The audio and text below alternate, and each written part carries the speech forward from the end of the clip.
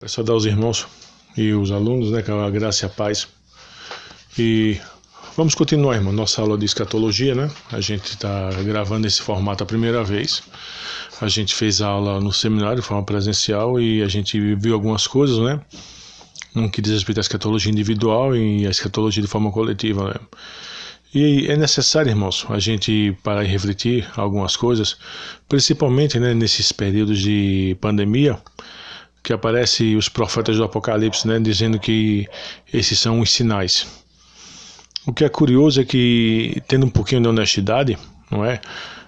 Tais coisas não são inéditas na humanidade, né? Você não tem guerras que nunca aconteceram e estão acontecendo agora.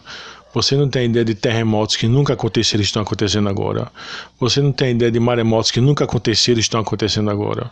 Você não tem ideia de explosões vulcânicas que nunca aconteceram e estão acontecendo agora. Como também você não tem ideia de pandemias que nunca aconteceram e estão acontecendo agora. Todos esses eventos sempre aconteceram. Certo? Sempre aconteceram. Então, é temeroso quando as pessoas começam a pegar tais eventos e por causa de tais eventos elas começarem a afirmar certas coisas. Isso demonstra uma falta de percepção da história, né? Porque, por exemplo, no século passado nós tivemos 2 grandes guerras mundiais e inúmeras guerras locais. Já nesse século nós já tivemos e nós temos ainda guerras locais. Nós tivemos no século passado inúmeras pandemias e epidemias. Basta lembrar que em 2009 nós tínhamos uma pandemia também no mundo. Não era que também era uma pandemia de gripe. Nós tivemos também a pandemia, ou epidemia mais localizada do Ebola. Não é? Nós temos outras e outras questões, né, de doenças, assassinatos, violência, compreende? Então a grande questão é, mas isso são características da volta do Senhor. Pessoal, a problemática de nós entendermos esse viés é porque, veja só, desde quando o Senhor foi assunto aos céus, e volto até a dizer, até mesmo antes do Senhor ser assunto aos céus, durante toda a história do povo de Deus, quer seja no Antigo Testamento, quer seja no Novo Testamento, você sempre teve essas questões. Basta lembrar, por exemplo, que quando Deus tirou o povo dele do Egito, o povo dele no Egito sofria. Basta lembrar, por exemplo, que quando o povo de Deus entra na terra prometida, né, por não cumprir aquilo que Deus tinha decretado que eles devessem cumprir, eles sofrem na mão de carrasco, na mão de juízes opressores. Basta dizer, por exemplo, que você tem um livro de Juízes, né, que cobre um período grande, de mais de 200 anos, certo? Aonde o Senhor não era temido e aonde povos vizinhos a Israel, nações que não tinham sido destruídas, punem o povo de Deus. Deus cumpre lá aquela fala de Números 32 e usa essas nações como aguilhões, como soldados que açoitam seu próprio povo. Você vai ver, por exemplo, na questão da monarquia, principalmente na monarquia dividida, né? Irmão brigando contra irmão. Entende? Então, um dos profetas do Apocalipse poderia pensar nisso, né? Irmão brigando contra irmão, e o Senhor tem que intervir lá para que Roboão não provoque guerra contra Jeroboão. Posteriormente, o filho de Roboão, Abias, quer fazer guerra de novo. Então você vai ver irmão brigando contra irmão, entendeu? Você vai ver, por exemplo, Jeroboão fazendo 2 templos pagãos, um em Dan e um em Berseba, e colocando bezerros de ouro e instituindo uma classe sacerdotal para que o povo não vá adorar a Javé no templo em Jerusalém. Uma forma de apostasia pesada. Você tem posteriormente, 722, o exílio, né, provocado pela Síria, o reino do norte, e o Senhor já tinha dito isso lá, né, através do profeta para a mulher de Jeroboão, que Deus iria espalhar o reino do norte além do Eufrates. Você vai ter em 586 o exílio da Babilônia. Entendeu? Ou seja, as promessas lá, as maldições, melhor dizendo, lá de Deuteronômio, entendeu? Se cumprindo cabalmente. Certo? Mesmo depois, quando termina o período do exílio da Babilônia, começa-se o exílio debaixo de um viés medo-persa, porque mesmo que eles voltassem à sua casa, não é? Esdras e Neemias vão falar sobre isso. Eles não poderiam constituir uma classe real. O sacerdote se torna a principal autoridade. Mas quando o período Medo-Persa passa, que Alexandre o Grande conquista aquele período ali, Israel vai sofrer penosamente debaixo do Antíoco Epifânio. Daí é que você vai ter os 2 livros de Macabeus lá, que vai trazer esse contexto histórico. Posteriormente, durante o período romano, entendeu? Até o ano 70 na destruição. Aí você entra para a igreja no primeiro século, 64, começa a perseguição, no segundo século, perseguição ferrenha, no terceiro século, 313, é que você tem ali o Edito de Milão, certo? Mas observa, no decorrer dos tempos, pela entrada de vários pagãos na igreja, você tem uma apostasia generalizada. De tal sorte que você vai vendo na história eclesiástica os pré-reformadores morrendo, entendeu? E cada um fazendo sua leitura. Será que o fim do mundo vai vir? Será que Cristo vai vir? Todo mundo está fazendo suas leituras, que é natural. Deixa eu voltar um pouquinho atrás isso, né? O próprio Apocalipse, quando ele foi escrito lá por João, entendeu? Com todo aquele código, no código da comunidade apocalíptica, havia uma interpretação que aquilo ali iria acontecer no primeiro século. Os cristãos lá em Tessalônica não trabalhavam mais por esperar Cristo no primeiro século. E por quê? Tudo baseado por causa da perseguição, da apostasia, entendeu? E o Senhor não votou. Nós temos lá a parábola, 2 parábolas interessantíssimas que as pessoas parece que se esquecem, né?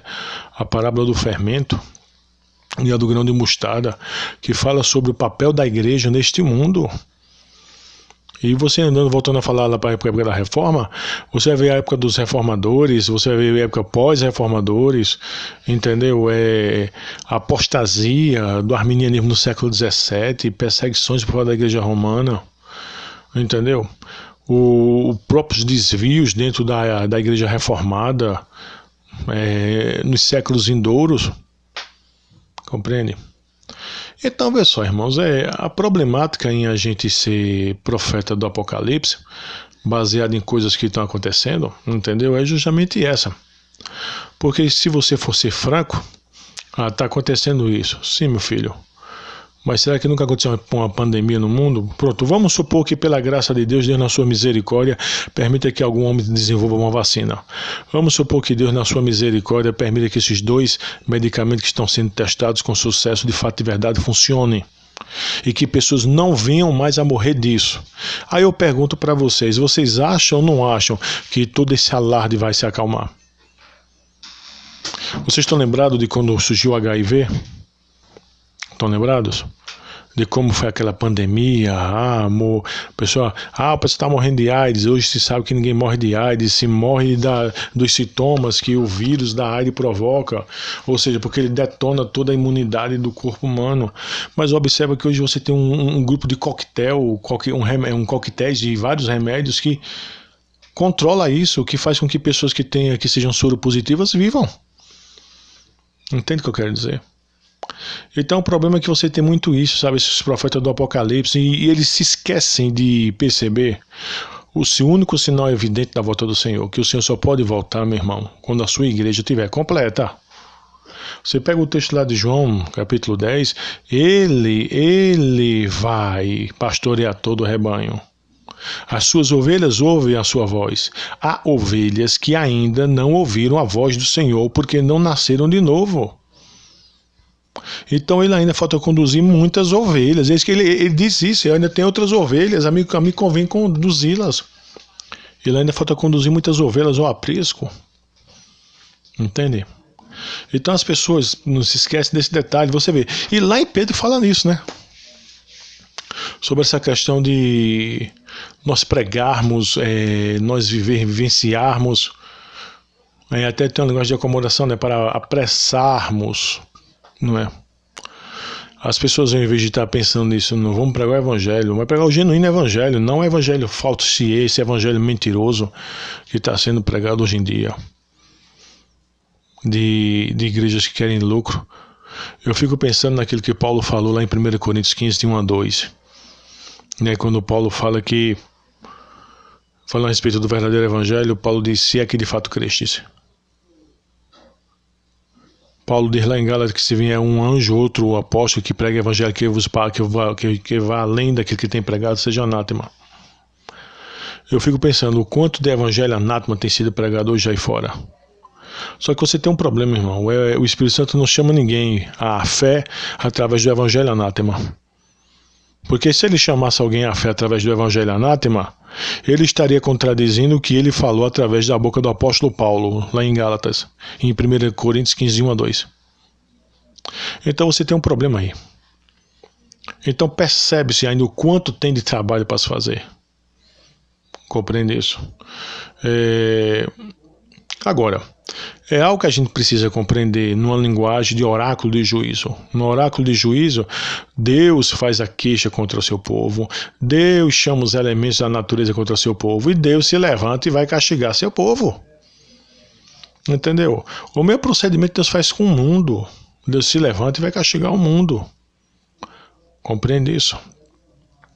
O problema é que nesse bojo todo, parece-me, que você tem ímpios que são castigados. Salmo 32 vai dizer isso, que o ímpio vai ter que curtir muito sofrimento. Você tem pessoas que são regeneradas, mas que levam a vida desleixada, que caem no desprazer paternal de Deus. E você também pode ter eleitos fiéis da parte do Senhor que vão cair, não no desprazer paternal de Deus, mas que vão ser transportados para o seio de Abraão desta forma. Entendeu? Eu fico pensando da seguinte forma, pensem um pouquinho comigo. Aqueles cristãos lá que morriam nas arenas dos leões. Quanto daqueles irmãos, quanto daquelas crianças, quanto daqueles adolescentes não conheciam a história de Daniel na cova dos leões? Ou vocês acham que muitos deles não pediram a Deus para Deus fechar a boca dos leões? Deus não fechou. E aí? Deus não fechou.